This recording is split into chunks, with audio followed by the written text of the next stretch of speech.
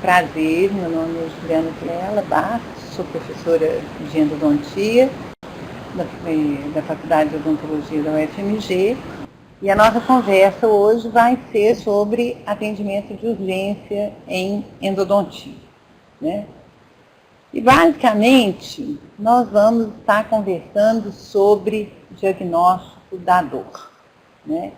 As urgências endodônticas são aquelas que envolvem dor. Numa próxima conferência eu vou estar aqui falando das urgências em traumatismos dentários, dos traumatismos dentários. Nós não vamos aprofundar nisso, mas a principal causa de busca dos serviços de urgência odontológicos são as urgências endodônticas. É a dor de dente, né? Então, é a dor de origem pulpar, a dor de origem periapical, né? Seguidas pelas urgências em traumatismos dentários, que nós vamos falar semana que vem. Então, as urgências endodônticas, elas se caracterizam por serem quadros extremamente dolorosos, né, que fazem com que o paciente procure um serviço de urgência no meio da noite, de madrugada, e é uma dor realmente lacinante, cruciante, insuportável, de difícil controle medicamentoso, né? E requer um atendimento imediato, né? Quem já passou por um quadro desse, ou quem já trabalhou com emergência, entende isso, né? Então, lidar com as urgências endodônticas é lidar com um sintoma muito desagradável, que é a dor. O problema é que tudo que acontece na polpa dentária, tudo que acontece no tecido pulpar, ele é transmitido, é revertido num sinal doloroso. Isso porque as fibras nervosas sensoriais que estão dentro do tecido pulpar, 90% delas são fibras nervosas sensoriais do quinto par craniano, o nervo trigêmeo, né? São fibras especializadas na condução da dor. Fibras do tipo A, delta, e fibras do tipo C. Então, essas duas fibras constituem 90% da inervação sensorial do tecido pulpar, né? A polpa também tem pequeno contingente de fibras nervosas do tipo A beta, que são fibras mais envolvidas na condução do estímulo elétrico, e tem as fibras simpáticas, que são fibras nervosas do sistema nervoso autônomo simpático, que inervam as paredes dos vasos pulpares. Então, quando eu falo que nós vamos ter que discriminar a característica da dor, porque a cada quadro histopatológico, a cada quadro inflamatório ali na polpa, nós vamos ter dores de diferentes características provocadas por diferentes estímulos, né, que passam com diferentes terapêuticas e soluções. Né? O primeiro passo para a gente atender bem as urgências endodônticas é dar conta de fazer esse diagnóstico da dor. Essa dor, ela é uma dor de origem odontogênica ou não, né? Nós vamos ver que das dores orofaciais existem muitos quadros que não são de origem endodôntica. Nem sempre um paciente nos procura com uma forte dor na região orofacial, essa dor tem origem endodôntica. Então, o primeiro passo nesse processo de atendimento emergencial é fazer essa distinção entre a dor de origem odontogênica e a dor de origem não odontogênica. Isso por quê? Porque o trigêmeo, que é esse nervo, quinto par craniano, né, ele é um nervo misto, é um nervo sensorial e um nervo motor, que emite, né, um ramo oftálmico, ele é responsável, né, por todos os ramos sensoriais da cavidade oral. Ele tem um ramo oftálmico, né, ele tem um ramo facial, ele tem um ramo alveolar superior que emite terminações nervosas dentro do tecido pulpar de todos os dentes, e ele tem um ramo mandibular, que se divide no alveolar inferior e no ramo mandibular propriamente dito. Além de os ramos motores mais internos, que vão inervar os músculos da cavidade oral, os músculos elevadores da mandíbula, os músculos da língua.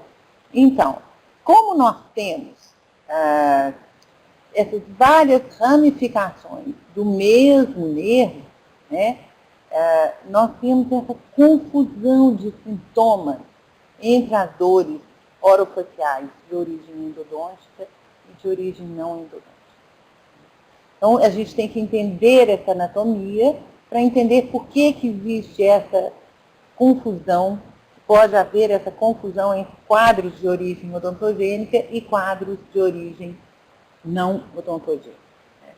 Entre as dores de origem não odontogênica, que podem apresentar sintomas muito semelhantes aos sintomas das pulpites, dos abscessos periapicais, das pericenentites, nós temos a nevralgia do trigêmeo, né, que é um acometimento com relatos antiquíssimos, né, com relatos que datam diante de Cristo, né, as cefaleias, né, principalmente do ramo temporal, da região subtemporal, a sinusite dos seios maxilares, a sinusite bacteriana, né, são quadros de sinusite, e aqui vocês veem que ela está marcada em negrito, eu marquei a sinusite bacteriana e a nevralgia pré- e pós-herpética do herpes zoster, porque são os dois quadros mais frequentes e que podem estar associados com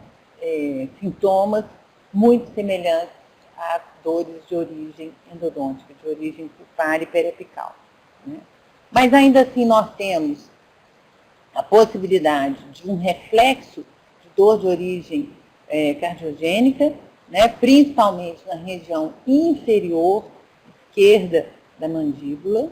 Né? Então, existem relatos, e recentemente uma aluna lá na UFMG nos fez esse relato de uma paciente que chegou queixando de fortes dores na região inferior esquerda, e ao anestesiá-la, a paciente começou com um quadro de vômitos, a dentista ficou assustada, levou ela para o pronto-socorro, chegou lá, ela estava tendo um infarto do miocárdio. Né? As otites, né, principalmente em pacientes mais jovens, pacientes mais na faixa etária, onde as otites, né, as infecções do ouvido são mais frequentes. A cialolitíase, que é um processo inflamatório da glândula sublingual, né, ela pode provocar quadros extremamente dolorosos e que podem ser confundidos com abscessos, com dor de origem periapical. Então, a gente tem que ficar atento, né? Existem exames, existem avaliações dos dentes, das estruturas periapicais e periodontais, que vão nos ajudar a fazer esse diagnóstico diferencial, né? Basicamente, ausência de sinais e sintomas que justifiquem um quadro inflamatório pulpar ou periapical. Né? Então, dentes rígidos, sem áreas radiolúcidas periapicais, sem perdas periodontais, né? Assim, sem nenhuma causa aparente para o comprometimento pulpar e periapical. E por fim, gente, a nevralgia pré- e pós-herpética. Né? A pós-herpética é até mais fácil da gente fazer esse diagnóstico, porque o paciente, existem relatos, né, não só do herpes zoster na cavidade, na região orofacial, mas em todo o corpo, ele pode deixar quadros álgicos após a herpes, que podem se prolongar por meses até por anos, né, principalmente pacientes mais jovens, na terceira idade. Então, existe um crescimento muito grande da população nessa faixa etária e o herpes zoster, ele acomete mais frequentemente esses pacientes. Mas o grande problema é a nevralgia pré-herpética, que se confunde com as pulpites, né? O paciente sente a dor de dente, é real, e o sintoma é idêntico, é igual, e é uma sintomatologia prodrômica, ou seja, antecede as outras manifestações clínicas, as vesículas, né, o aparecimento da herpes propriamente dita. Então, são quadros que às vezes nos desafiam, né, nós temos que saber que eles existem, que eles acontecem, e, dependendo da faixa etária, estar atento para essa possibilidade, né? Na ausência de sinais aparentes que justifiquem uma pulpite, a gente tem que ficar atento a essa possibilidade. Bom, dentre as dores odontogênicas, né, as dores de origem nos tecidos dentários, nós também temos que fazer um diagnóstico diferencial entre a dor de origem dentinária, a dor de origem pulpar, a dor de origem periapical e a dor de origem periodontal. Né? Embora todos esses quadros, todas essas dores, todas essas entidades, elas demandem um tratamento emergencial, é importante fazer esse diagnóstico diferencial, porque o tratamento é diferente. Né? Então, o tratamento da dor de origem dentinária demanda uma conduta que é diferente do tratamento da dor de origem pulpar, que é diferente do tratamento da dor de origem periapical, que é diferente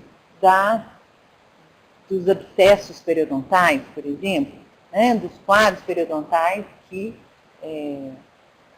apresentam quadros dolorosos. Né? Então, se justifica a gente ter uma conduta padrão para qualquer tipo de dor, né?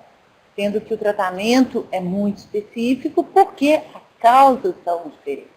As causas são específicas. Né? Então, as dores odontogênicas, a primeira que nós vamos ver é a dor de origem dentinária. E dentina exposta dói muito. Dentina exposta é muito sensível. Né? A polpa é um órgão dentário extremamente nervado, né? E a dentina e a polpa, apesar delas terem fases distintas, né? Tecidos distintos, com características distintas, elas são duas fases do mesmo tecido. Por isso que nós vamos falar complexo dentino pulpar.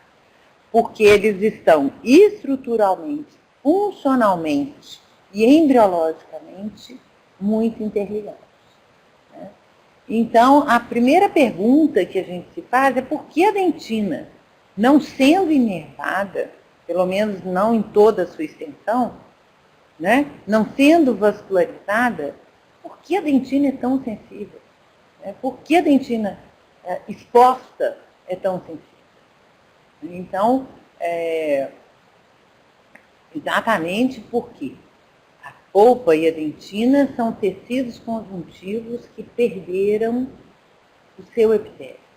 Né? Nós temos o esmalte recobrindo a dentina e a polpa, e o esmalte, ele é uma secreção epitelial, ele não é mais célula epitelial. Então, quando eu tenho uma exposição da dentina, seja por cárie, seja por fratura, por abrasão, exposição de colo, nós não temos mais a resposta epitelial que é comum a todo tecido conjuntivo, porque todo tecido conjuntivo no organismo é recoberto por uma mucosa, pela pele, por uma membrana epitelial.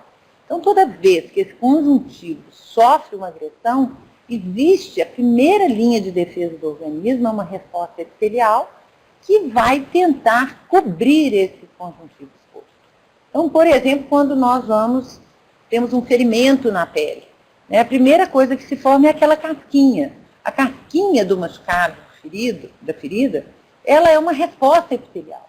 Ela é resultado de uma proliferação das células epiteliais, uma proliferação grosseira, rápida, que tenta reconstituir aquela proteção epitelial daquele conjuntivo.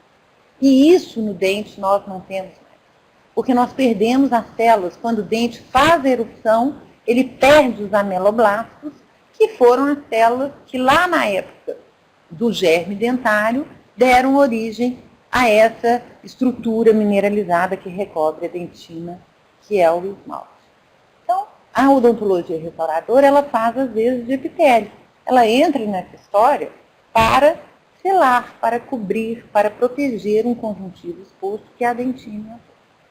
Então, acredita-se que, filogeneticamente, ou seja, no processo evolutivo, esse excesso de fibras nervosas sensoriais na polpa, a polpa é um órgão extremamente inervado, e eu falei aqui no começo que 90% das fibras nervosas do tecido pulpar são especializadas na condução da dor.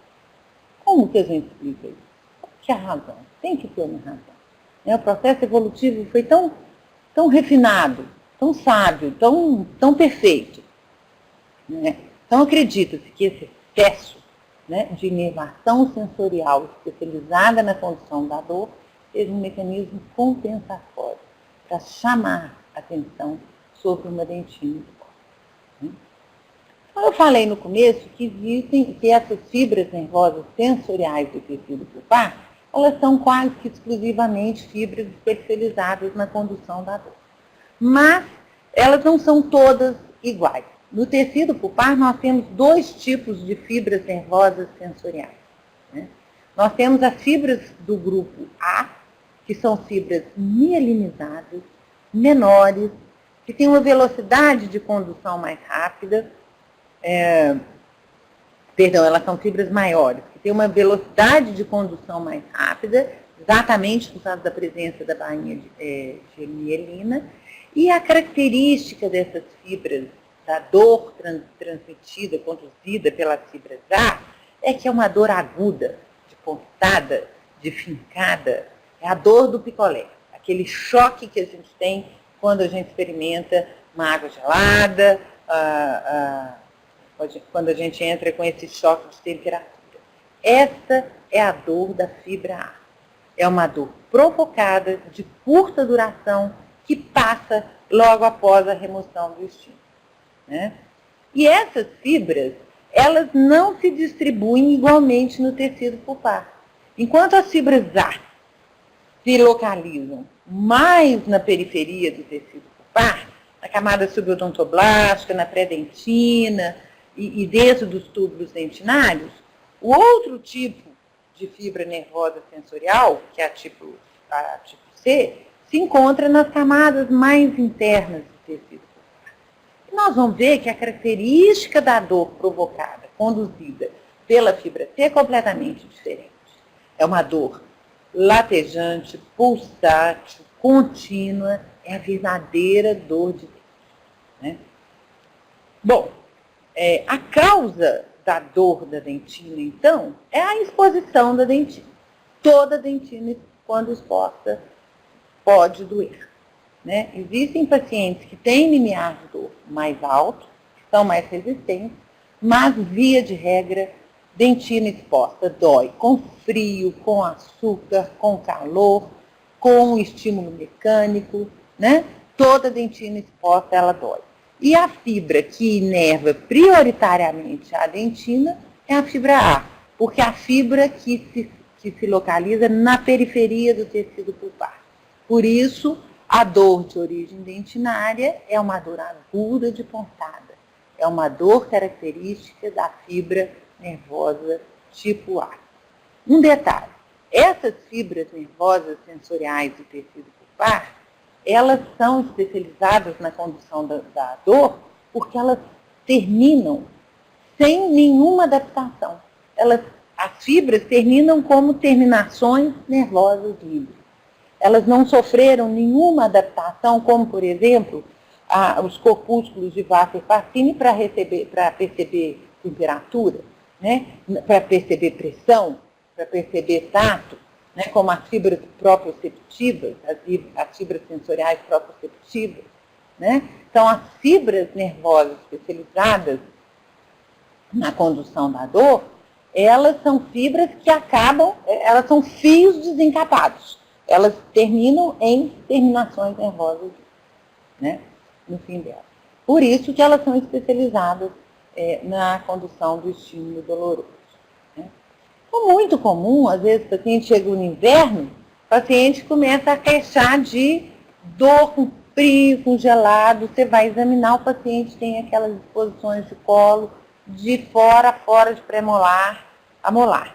Uma dor real, o paciente não aguenta escovar dente, não aguenta tomar água gelada, não aguenta consumir alimentos cítricos. Por quê? Porque tem dentina exposta na região do colo cervical do dente. Então, essa é a típica exposição de colo. Além da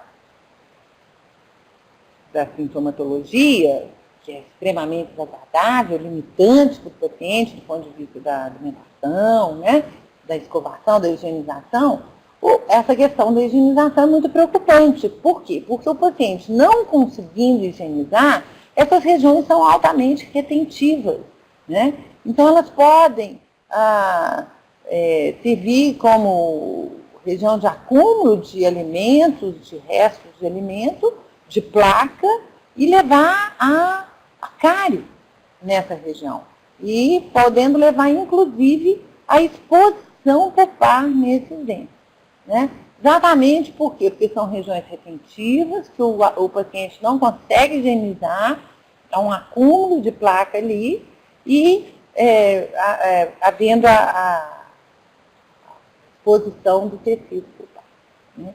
Então, essa exposição de colo, ela tem tratamento. A primeira coisa que a gente tem que fazer, você pode usar desde uma pasta, das pastas próprias, dessensibilizantes, né? Que é a Sensodyne, a Colgate lançou uma, que tem algumas substâncias, né? Que vão promover a obliteração dos túbulos dentinários, né? E de início o tratamento pode ser esse, mas essas recessões, essas abrasões, essas exposições de colo, elas podem demandar restauração mesmo, cobertura, com ionômetro de vidro, que é pouco estético, ou restaurações com resina composta. Né? Sob pena desse paciente ter uma cárie com exposição pulpar nessa região. Né? Então, dentina exposta, dentina sensível e dentina exposta por fraturas que às vezes são visíveis, mas fraturas que às vezes não estão visíveis, trincas, fraturas incompletas, fraturas coronorradiculares, né? Que o dente está fraturado, mas o fragmento é mantido em posição por causa das fibras do ligamento periodontal.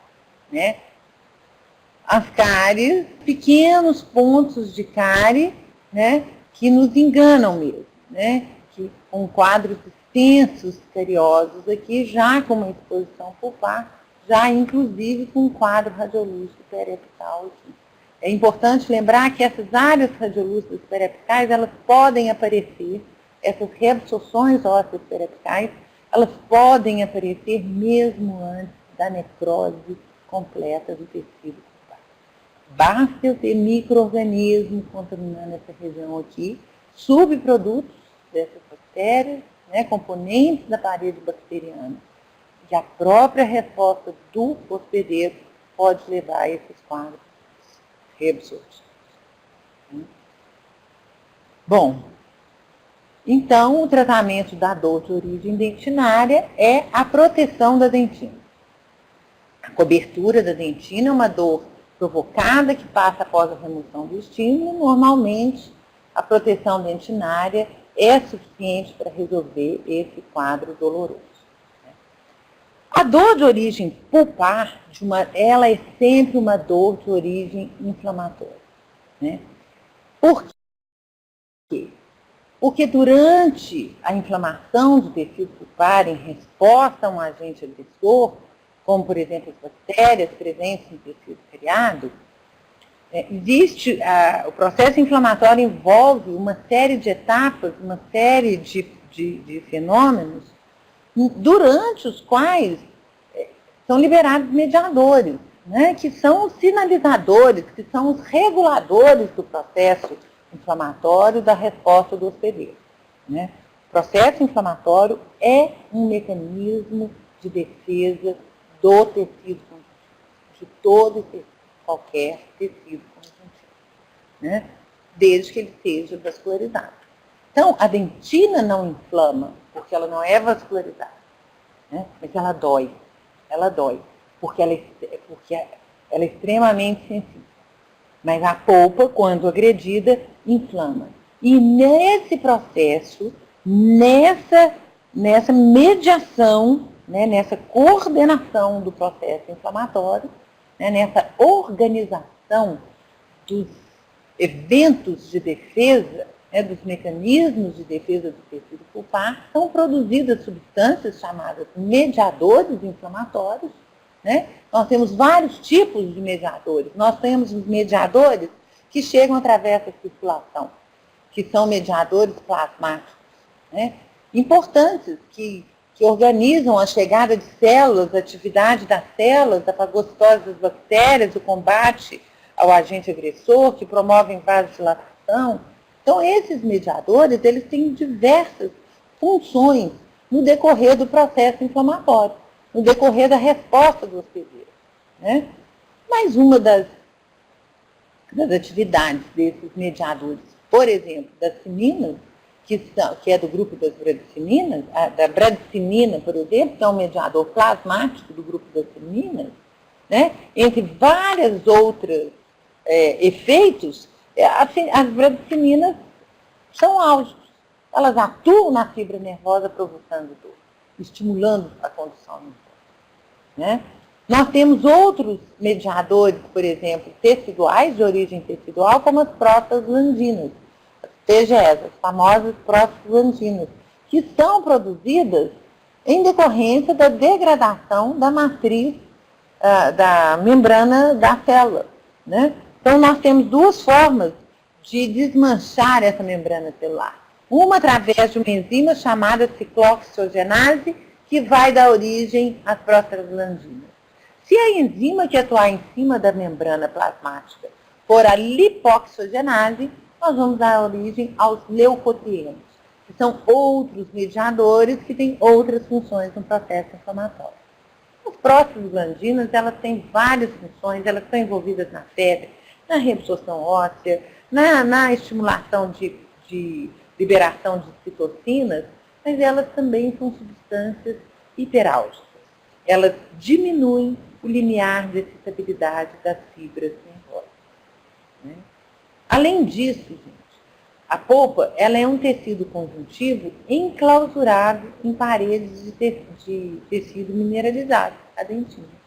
Então, durante o processo inflamatório, à medida que vai se formando o edema, né, o edema extravascular, o edema inflamatório, vai havendo um aumento de pressão do tecido pulpar. Isso é um fato muito peculiar, né, do tecido pulpar, por causa dessa natureza dele ser um tecido enclausurado num ambiente de baixa complacência. Ou seja, a capacidade do tecido pulpar se inflamar, dele inchar, que é um dos sinais cardinais do processo inflamatório, é o quê? Calor, rubor, tumor e dor. Não é isso? Então, o tumor é o edema, né? A capacidade da polpa formar edema, ela é limitada. Ela é limitada porque a polpa é um tecido conjuntivo enclausurado em paredes de tecido mineralizado. Então, ela tem um limite para isso acontecer. Depois desse limite, ela não tem mais espaço. Começa a acontecer o quê? Um aumento da pressão tecidual exagerado dentro do tecido pulpar. Esse aumento da pressão tecidual estimula aquelas fibras C que eu falei que estão no interior, na intimidade do tecido pulpar, que são fibras mais resistentes. Elas não são estimuladas por qualquer jato de ar, jato de água que a gente joga, como as fibras A são quando a dentina está exposta. Né?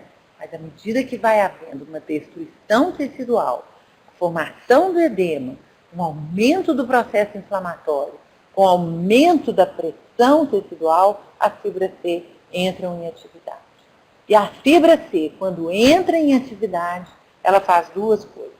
Ela transmite uma sensação dolorosa, que é característica dela, que é aquela dor latejante, pulsante, contínua, insuportável, né? Lancinante. E além dela doer com essa característica, ela libera neuropeptídeos, que são mediadores neurogênicos do processo inflamatório. São mediadores que provocam mais vasodilatação, mais inflamação. Então, a dor pulpar, um tecido pulpar dói porque ele está inflamado.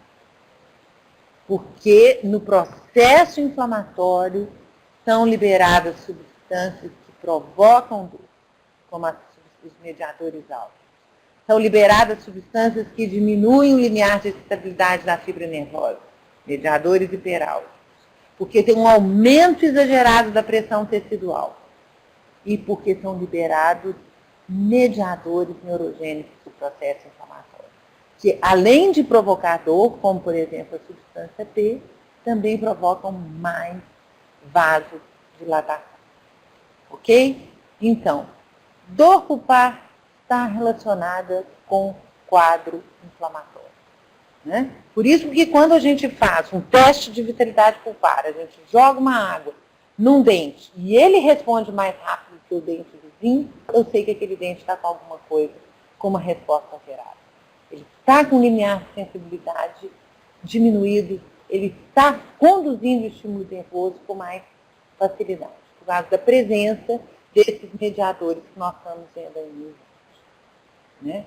E aí, o grande problema do tecido pulpar é o fato de a polpa ter um ambiente de baixa complacência. Né? Tem pouco espaço para formar edema. Né? Além disso, um fator agravante é a ausência de circulação colateral. Por quê? Pelo mesmo forame, nós temos que entrar com uma feríola dilatada, né? Trazendo mais sangue para essa polpa poder fazer seus mecanismos de defesa. Por esse mesmo forame tem que sair uma vênula também dilatada, com volume de subprodutos do processo inflamatório aumentado. Com isso, o que fica prejudicado? A remoção, a drenagem dos subprodutos do processo inflamatório, contribuindo para o aumento da pressão intrapulpar, contribuindo para um acúmulo, para uma estagnação desse edema, né? Então, isso aumenta muito a pressão intrapulpar, por isso que a polpa inflamada dói tanto. Né? Esses dois motivos.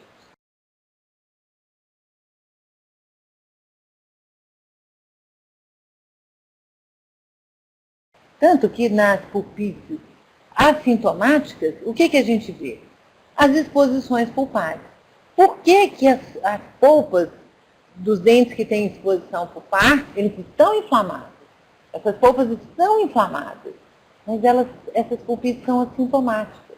Por quê? Por causa da presença da exposição pulpar. A própria exposição pulpar representa uma via de drenagem para que aquele processo, aquele edema, aquele aumento, aquele edema seja drenado, mantendo a pressão intrapulpar em níveis inferiores ao limiar de estabilidade das fibras.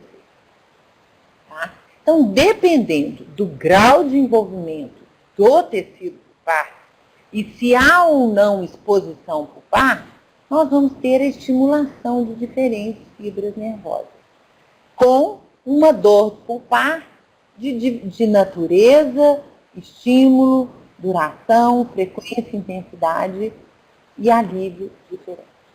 Né? Dor pulpar é de origem inflamatória, sempre, dependendo do grau de envolvimento do tecido pulpar e da presença da exposição pulpar ou não, nós vamos ter a estimulação de diferentes fibras nervosas, determinando dor pulpar de origem inflamatória de características diferentes. Né? Então, nós, dependendo desse quadro, nós vamos ter pulpites potencialmente reversíveis e pulpites provavelmente irreversíveis. Todas duas têm característica de dor, mas a dor vai ser diferente. Por quê? Porque vão estar envolvidas diferentes fibras nervosas.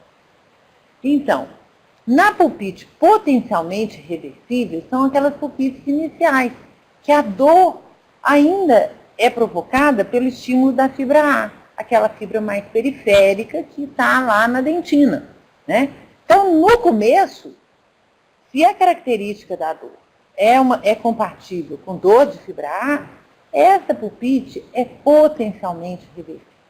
E aqui eu coloquei potencialmente reversível e provavelmente reversível, gente, porque nós estamos dando um diagnóstico clínico para um quadro histopatológico. Nós não temos condição de fazer esse diagnóstico. E antigamente, né, eu quando estudei, era uma covardia, porque a gente tinha que, na clínica, baseado no sintoma clínico, dar um diagnóstico de pulpite hiperplásica, pulpite aguda serótica, pulpite aguda purulenta, pulpite aguda hemorrágica, pulpite crônica hiperplásica, pulpite crônica difusa. Ora, é uma covardia, porque isso é um diagnóstico histopatológico. Sem eu tirar o tecido pulpar e levar no microscópio, eu não vou conseguir fazer esse diagnóstico. Aqui nós vamos trabalhar com diagnóstico clínico, baseado na sintomatologia. Pulpite reversível, pulpite irreversível, sintomática e assintomática. Né? A pulpite reversível, a dor é momentânea, provocada por estímulos externos, principalmente estímulos térmicos. Piora com frio, né? Não temos dor à palpação, não temos dor à percussão, não existe quadro de dor referida ou dor difusa. E o histórico é muito importante, né? História de raspagem radicular, de realização de um preparo cavitário, uma cimentação adesiva, né?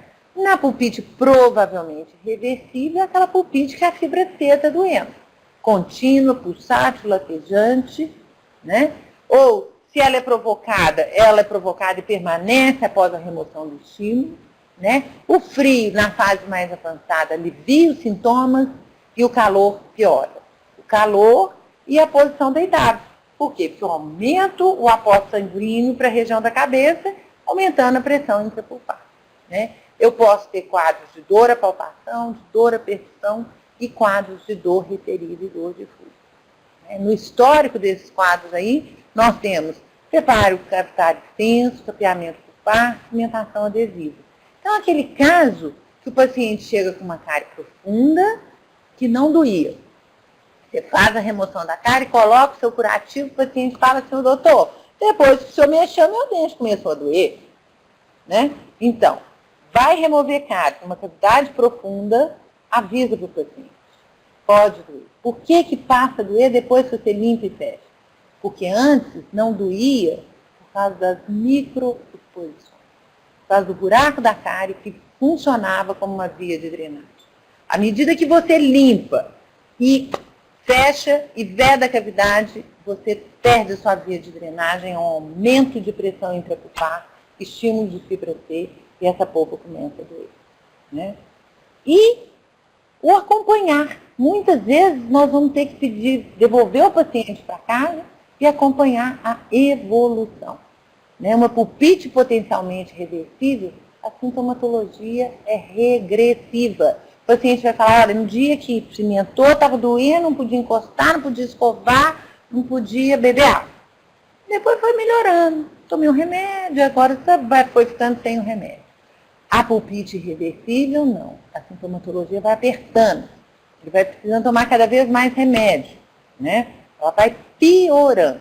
Então, você não precisa esperar, né? Se tem um histórico, fez uma cimentação e está apertando, os episódios estão ficando mais frequentes, está permanecendo, né? Esse tipo de coisa, pode crer que é uma pulpite provavelmente irreversível. E aí eu falei de dor referida e dor difusa. O que é isso? Dor referida é aquela dor que é percebida num dente que não é o dente que está com o problema. Né? Ela é percebida em outro lugar, em outro dente. E a dor difusa é aquela dor que o paciente não consegue precisar qual dente está vendo. Dói tudo. Dói o lado todo da bochecha, dói o lado todo do rosto, dói até na cabeça. Então é a dor difusa. Por que isso acontece, gente? Isso é real, isso é verdadeiro.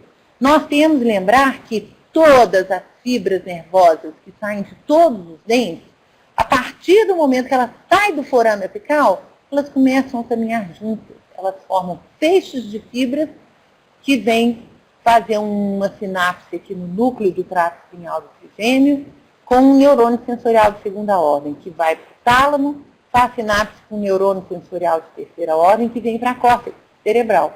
No córtex, essa dor é decodificada em termos de localização, de origem, e é emitido uma resposta, é enviado um estímulo referente para poder resolver essa dor.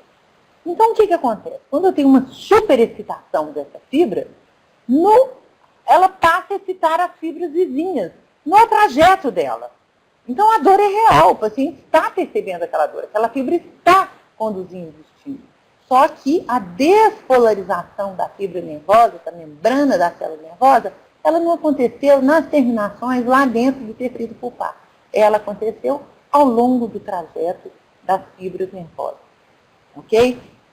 Então, isso é muito frequente relacionado a pulpites avançadas, sintomáticas avançadas, em fase avançada, e em abscessos periapicais. Ok? Bom, tratamento de pulpite, gente, de dor de origem pulpar, é excisão parcial ou total do tecido pulpar. É abertura endodôntica, né? Medicação analgésica inflamatória ajuda? Pode ajudar na fase inicial. Nas fases mais avançadas, nem analgésico não resolve. Então, o tratamento da pulpite é abertura endodôntica, é diminuir a pressão, é abrir. E aí eu digo uma coisa, é muito importante a gente fazer uma boa abertura endodôntica, completa. Não basta fazer um furinho no teto da câmara pulpar. Drena. Pode ser que não seja o suficiente, principalmente se for um molar. Por quê? Porque o molar tem divertículos, né? Pode ficar tecido pulpar ali que está inflamado, pressionado. Então, muito importante a completa remoção do teto da câmara pulpar. A remoção do tecido pulpar coronário. Nas pulpites não precisa passar essa liminha que está aqui, ó. Não precisa. Você não precisa entrar no canal radicular. Você precisa remover o tecido pulpar coronário bem removido, completamente. Irrigar, conseguir hemostasia, né? Remover o teto da câmara, vir com uma colher de dentina e remover todo o tecido pulpar. De preferência, não entre com essa liminha, né? Ou então, se for um canal reto e amplo, pode até fazer uma pulpectomia com estipa mesmo. Mas o tratamento da pulpite é pulpectomia. Então, lembrando isso, né? Preferencialmente, não cutucar o tecido pulpar com essa linha. Por quê? Principalmente canais curvos e atrésicos, porque se você não fizer a exploração completa, utilizando hipoclorito de sódio, um solvente de matéria orgânica, você pode formar um pluricolágeno na região apical e perder a patente, né? Via de regra, 90% das terminações nervosas, da ramificação das fibras nervosas estão no tecido pulpar coronário. Então, a remoção do tecido pulpar coronário, a pulpotomia, é suficiente para cuidar do quadro doloroso das pulpites. Se puder associar uma medicação analgésica anti-inflamatória, mas normalmente a remoção do tecido pulpar, né, cortar o tecido pulpar no nível da entrada do canal radicular é suficiente, né? Se quiser, por segurança, dar uma medicação analgésica, anti-inflamatória, aqui definitivamente nós não precisamos do antibiótico, né? Nós vamos ver que antibiótico é quando eu tenho infecção envolvida e fora do controle. Quadro de febre, quadro de debilitação sistêmica do paciente, quadro de edemas de face, de celulite, de flegmão. né? Então, aí a gente entra com uma cobertura de antibiótico para proteger o paciente. Não é para tratar a infecção endodôntica, porque antibiótico não trata a infecção endodôntica. Antibiótico não consegue entrar dentro do canal radicular quando ele está necrosado. O antibiótico não chega lá, né? Mas nós ainda estamos falando da dor de origem pulpar.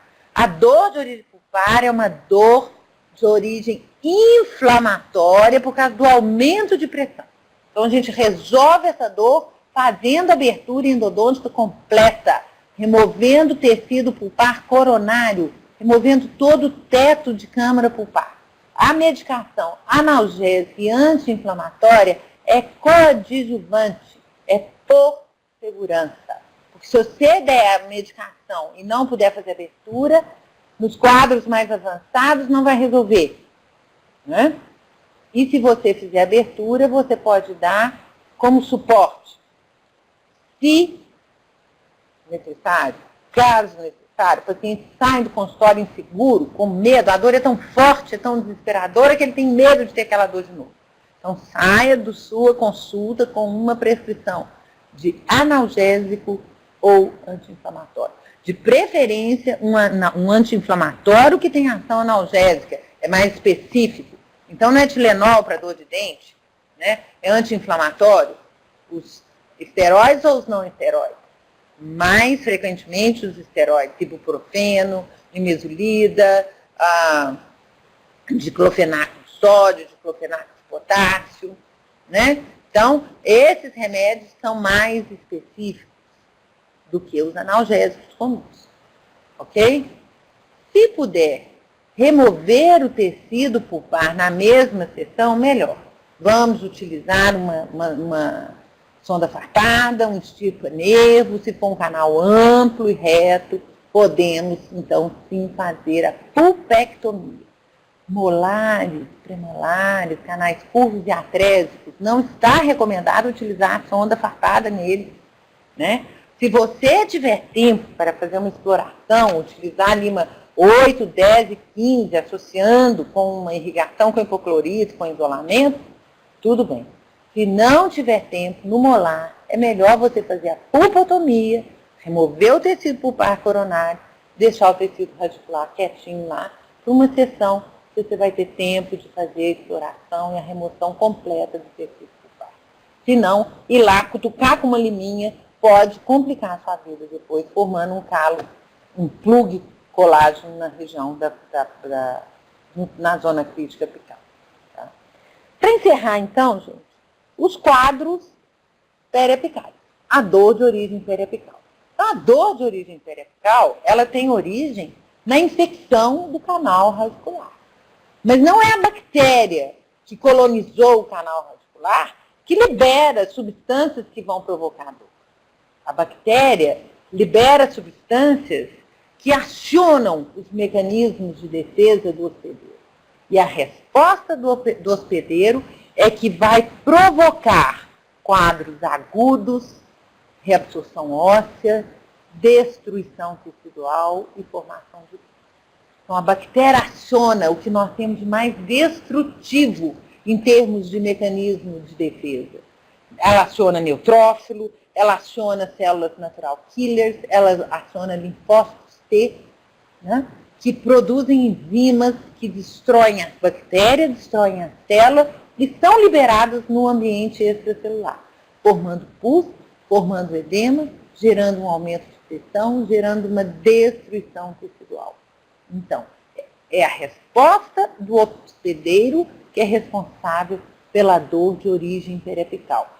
Quem induz a resposta do hospedeiro é a bactéria presente no espaço do canal radicular. Essa dor, se vai haver dor ou não nesses comprometimentos periapicais, vai depender muito da característica patogênica dos micro-organismos, da quantidade de micro-organismos, então do tempo de infecção. Quanto mais antiga aquela necrose, quanto mais antiga aquela exposição do canal radicular, maior a quantidade e maior o número, a variedade de espécies dentro do canal radicular. E da resposta do hospedeiro. Hoje em dia já existem estudos mostrando que o perfil genético do paciente pode predispô-lo para uma resposta mais ou menos dolorosa, porque produz mais ou menos determinados mediadores. Nós vimos que os mediadores são muito importantes, né? Então, a resposta dos tecidos periapicais à infecção presente no canal radicular, ela pode, ela surge como uma periodontite apical, que pode ser sintomática ou assintomática. Essa periodontite, ela pode se transformar num abscesso periapical, ou ela pode direto se transformar num granuloma periapical, né? E os quadros sintomáticos são as periodontites, os abscessos e as osteomielites, né? Nós vamos falar um pouquinho do tratamento, do diagnóstico diferencial das pulpites e dos abscessos, porque a sintomatologia é muito parecida, né? A dor é lacinante, pulsátil, contínua, insuportável. E nem todo abscesso é acompanhado de alteração de volume, de formação purulenta. Então, o abscesso numa fase intraóssea, em que nós ainda não temos formação de edema no fundo do saco de vestíbulo ou na região extraoral, ele pode ser confundido com uma pulpite, né? E aí, como que eu sei que é um abscesso, como eu sei que é uma pulpite, né? É importantíssimo eu saber isso, porque o tratamento do abscesso é um, o tratamento da pulpite é outro, né? As provas de vitalidade pulpar. A polpa, né, numa pulpite, ela está vital. Tem tecido pulpar, né? No abscesso periapical, nós temos quadros de necrose pulpar. Então, o abscesso, a dor referida e dor difusa é um achado muito frequente, né? O abscesso periapical, né, a dor de origem periapical, aí sim, a medicação analgésica anti-inflamatória e, eventualmente, a medicação antibiótica, ela é importantíssima, né? A drenagem da coleção purulenta e, fundamental, gente, eliminação da infecção endodôntica. Então, medicação e drenagem é tratamento paliativo para resolver a dor, mas é fundamental eu encaminhar a eliminação da infecção endodôntica o mais rápido possível, porque senão a dor não cessa, a dor não resolve. Ela pode voltar, ok? Bom, então, os quadros, né, periapicais, geralmente acompanhados com áreas radiolúcidas periapicais, crescimento da coroa, a drenagem da coleção purulenta, a primeira alternativa é via canal, fazer abertura endodôntica, utilizar uma lima no comprimento de patência, trabalhar lá no forame para ver se a gente estimula essa drenagem. Não havendo essa drenagem, a gente entra com a medicação sistêmica, analgésica anti-inflamatória, com bochecho, para ver se a gente induz a drenagem da coleção purulenta, né? Não feita a drenagem e eu, havendo tempo hábil, vou fazer uma irrigação com hipoclorito para eu diminuir a carga bacteriana, né? Se não houver tempo, vamos remarcar esse paciente. A via pericementária, através do ligamento periodontal, normalmente é uma via espontânea de drenagem, que acontece através do bochecho, né? A trepanação periapical, que hoje em dia ela é muito discutida, muito questionada, ela é uma drenagem do abscesso enquanto ele ainda está na fase intraóssea, né? Hoje em dia a gente opta pela medicação analgésica anti-inflamatória e o bochecho para ver se a gente consegue induzir a drenagem espontânea. E quando nós já temos aumento de volume e exposição da coleção purulenta, a incisal, né? A incisão, a drenagem com incisão, através da incisão. Seja intraoral, seja a drenagem extraoral, né? E a medicação antibiótica, gente, ela vai depender da evolução do quadro, né? Ela vai ser utilizada não para resolver o abscesso. Ela não é tratamento da infecção endodôntica. Ela é uma medicação que vai proteger o paciente. Quando eu não consigo a drenagem da via e eu tenho um quadro doloroso que está crescente, que está progressivo, quando eu tenho febre, quando eu tenho edema, caminhando para uma celulite, né? Quando eu tenho difusão do conteúdo purulento nos espaços sublinguais, né? Então, nós temos que ficar atentos à medicação antibiótica. Ela não é de rotina, né? Via de regra, nós vamos drenar a coleção purulenta, entrar com uma medicação analgésica anti-inflamatória e acompanhar o paciente. Só entrar com a medicação antibiótica sistêmica quando houver necessidade de proteção do paciente.